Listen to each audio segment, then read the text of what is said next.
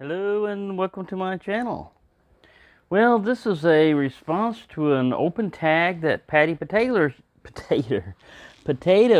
peelers put out, and that was he had 5 budget locking knives that he will, always keep or always have. He won't give away, or he'll always have one of those. So the problem with me, anytime you set a limit on something like that, is I got more than 5. So I've got 5 here that I'm going to show you, and then I've got 5 honorable mentions.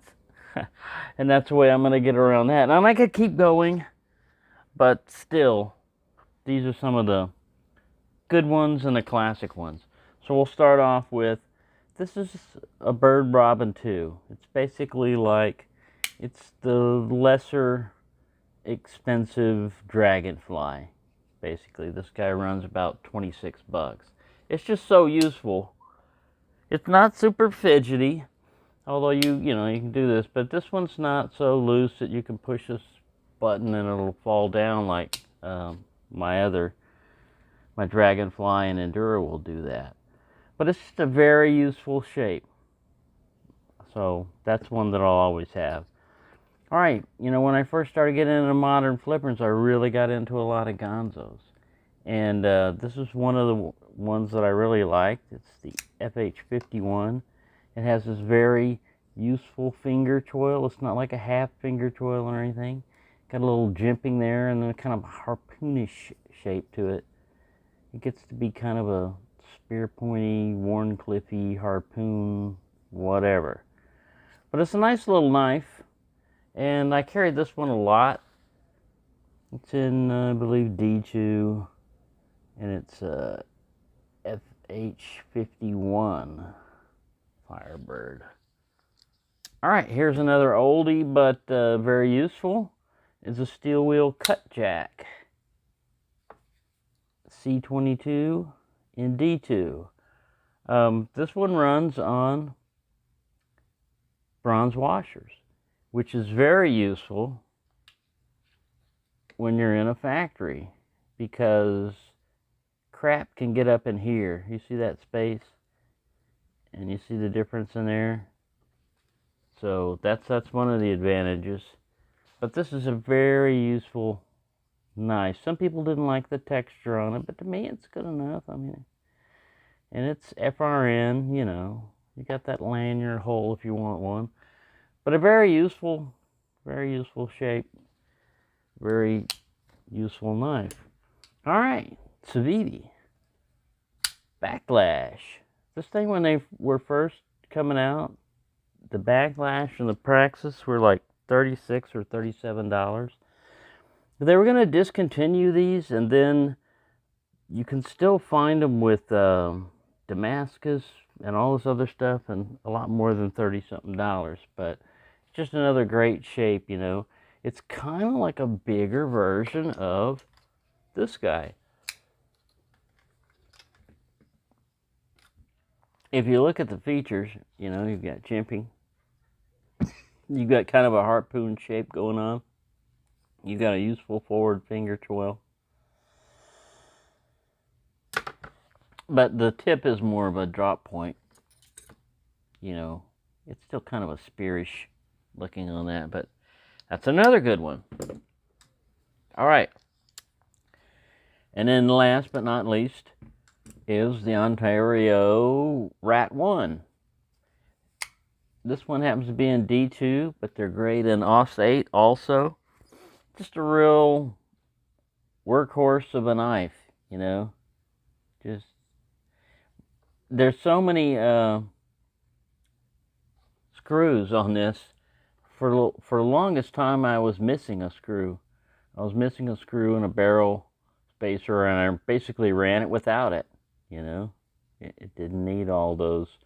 But I finally found the screw and put it back in. Alright. So there's my choices. Like I said, I can keep going on. But let's look at the honorable mentions, alright? So I have 5 honorable mentions. What was I talking about? Civivi Praxis. Another great knife. Now, the only thing that replaced the Praxis for me is a more expensive version called the Civivi Insight. And it has a sculptured G10, you know, red and black and all that. But it's basically the same blade shape. It's almost identical. I was going to swap out the blades just to see if I could, but the stop pin on this Praxis is smaller. It's a smaller diameter than on the Insight. So those two can sit together. All right. Fenwolf. Just a great folding Puko. Now, of course, the issue that I had on mine when I first got it was I was just carving a little, you know, feathering a little bit of fat wood, and the edges rolled a little bit. But once I sharpened that out, it hasn't done it since, and I've carved quite a bit of fat wood with it. This one I used to carry, scout carry on my belt a lot because, like I said, the spacing. It's not super deep carry, and that works well on that. So this is another one that I really like. All right, another Gonzo, right? I call this guy like the little rhino because he's got that pointed nose to him. But it's the FH61. This one is like, it gives you all the advantage of carrying a Tonto type of blade, you know, because you got that secondary bevel there.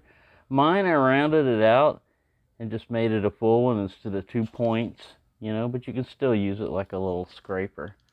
So that's a pretty cool one. All right. So this is kind of like it's a Gonzo, but it's kind of like the Ontario Rat 2, except with an axis lock.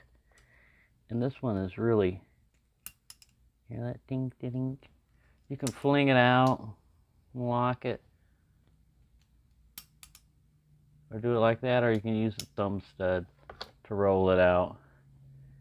But yeah, it's a pretty good little knife.